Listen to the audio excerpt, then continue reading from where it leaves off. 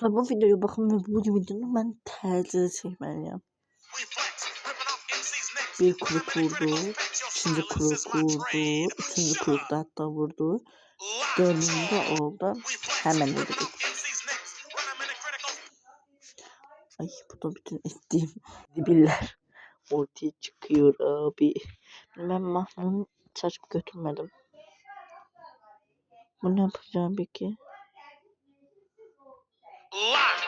Ha, tamam. Tamam. Yes. Oh yes. Şuradan. Buydu değil mi? Buydu ya. Bundan başka değildi. Eminim.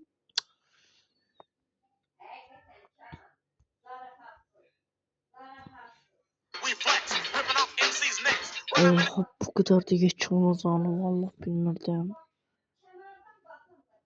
Ha. Tamam. Başlayalım.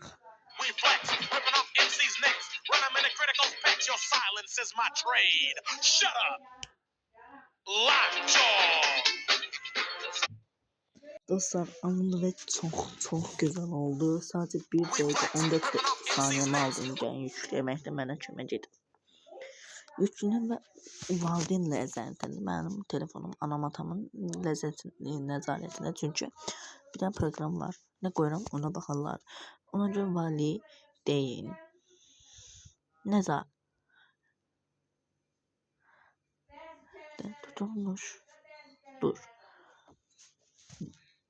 Ve gönderdim, sağ olun.